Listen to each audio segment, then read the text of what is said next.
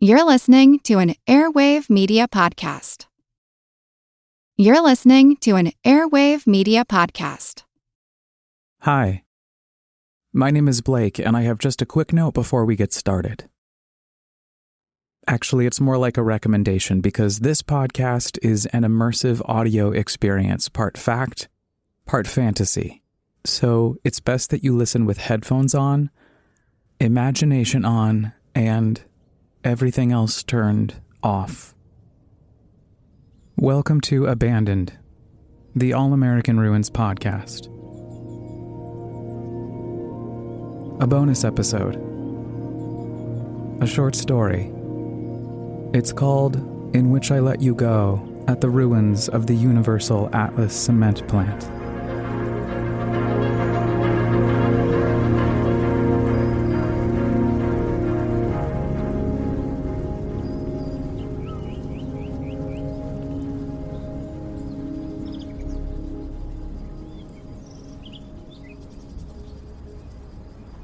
I released you, or you released me, near the abandoned Universal Atlas Cement Plant, frozen in time on the banks of the Hudson near Catskill.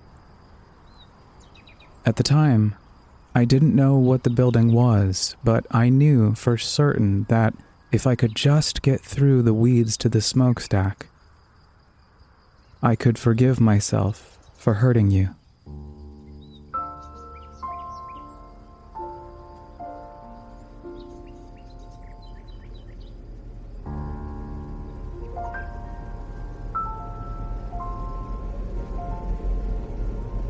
Where do I park? I wonder. It's always a fair question. My car idles, windows slightly cracked. The sides of my wrists rest on top of the steering wheel. I exhale slowly, admiring the gray sky afternoon. It's spring. A woman sings to me through my car speakers. Once I was a sentimental thing, threw my heart away each spring. Now a spring romance hasn't changed.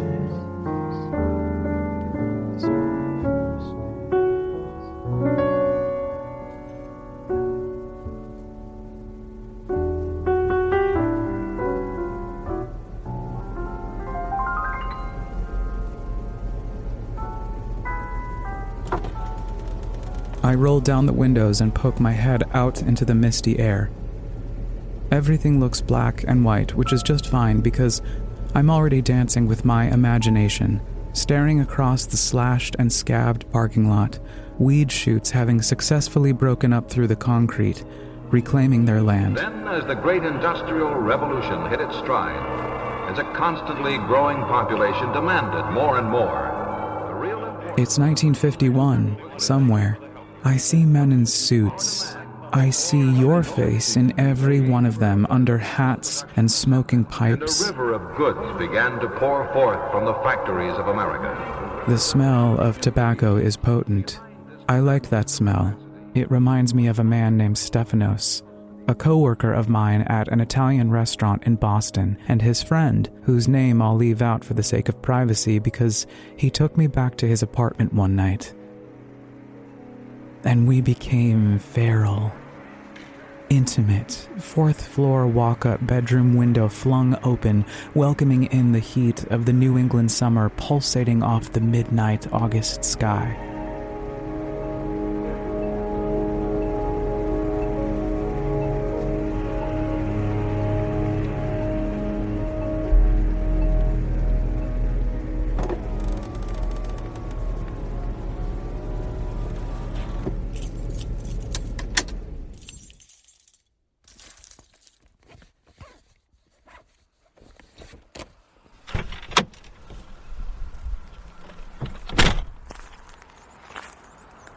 I leave my car and begin to work my way towards the back of the property.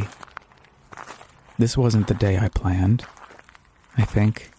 I planned on meeting you for coffee in Hudson, I think. I planned to say I'm sorry for lying to you, for saying that I'd fallen in love when I hadn't, I think. I planned a lot of things.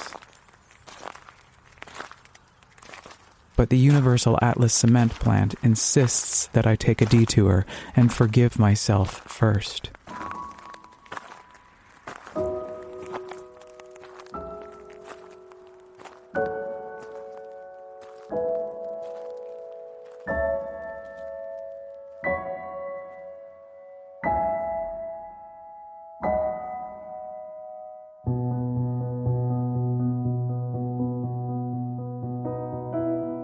I like it when the walls and ceilings and floors of ruins talk to me. It's not often the buildings themselves say something, but every once in a while, they do. It's the smokestack who says hi first. Hi, handsome. He's tall and slender, just like you.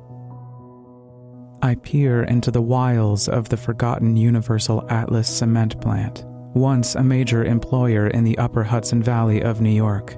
It closed between 1976 and 1977, another casualty of an ever-shifting economy. As the years passed, the property slowly evolved into the subject of a dispute, sparking inter-community fighting as to what should be done with the land. Makeshift gossip blogs blasted the Greenport Planning Board's visions for the acreage, situated peacefully on the eastern side of the Hudson River, a few miles south of Hudson, New York, and vice versa. A typical American communication exchange, the blame game. I love small-town drama that isn't my own.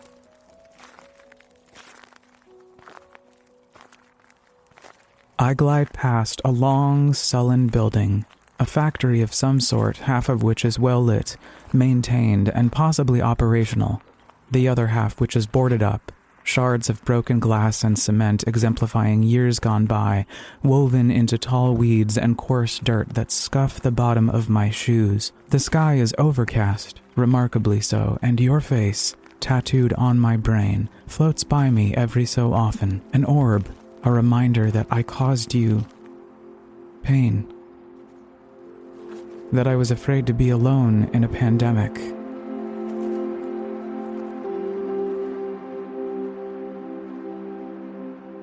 That I couldn't bear the thought of losing you as a friend, which inevitably I did anyway.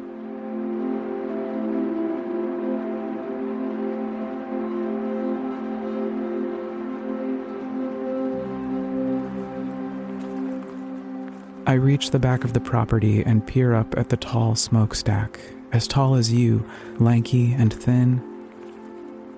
I approach the tower and touch the cool rock, and I think about your pale skin, your sad eyes, your raucous laugh. I lie in my room, staring up at the ceiling.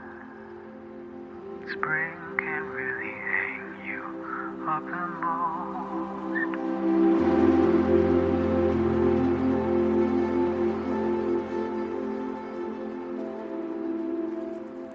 It isn't cold, and the air is dense. As I press onwards, I can almost see the tiny droplets snuggling my every step.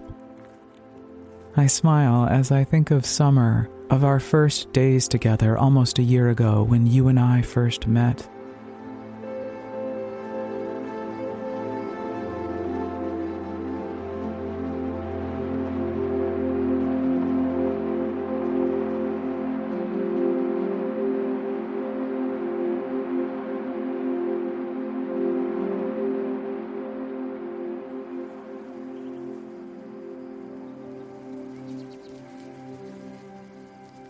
I meant to tell you the truth.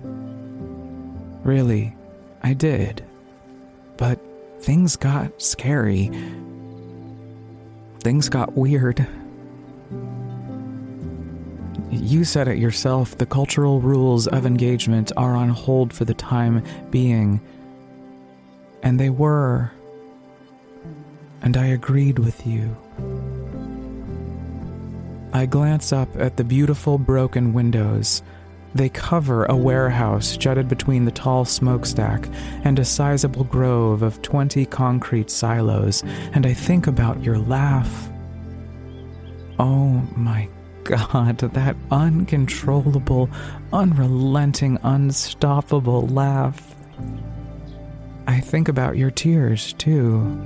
I picture that moment back in our first February, our only February, where I summoned them from your eye sockets, drew them out from your eyelids, and commanded that they leap off your cornea and splatter on the ground, and now you're getting me back, returning the favor. Pitter, patter.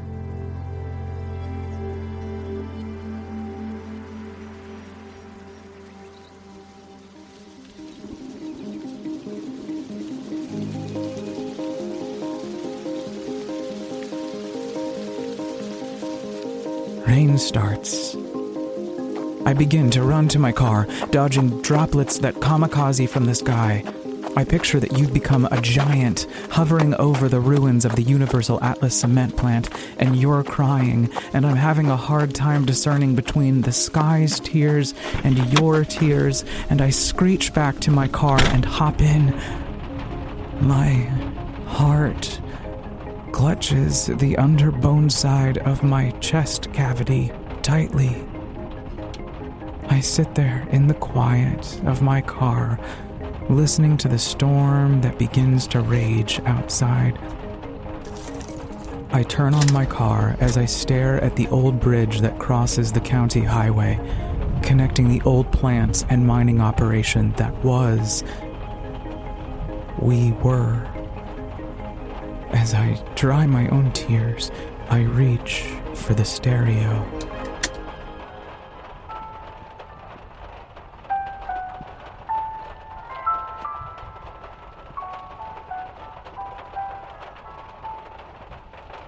If you're just tuning in, then welcome to the second season of Abandoned, the All-American Ruins podcast. I hope you enjoyed listening to this bonus episode as much as I enjoyed making it. We're in the midst of releasing Season 2 now, so make sure you subscribe on Apple Podcasts, Spotify, or wherever you get your podcasts. And make sure you have automatic downloads turned on for Apple Podcasts, because they changed the software, and it's affecting download numbers across the boards.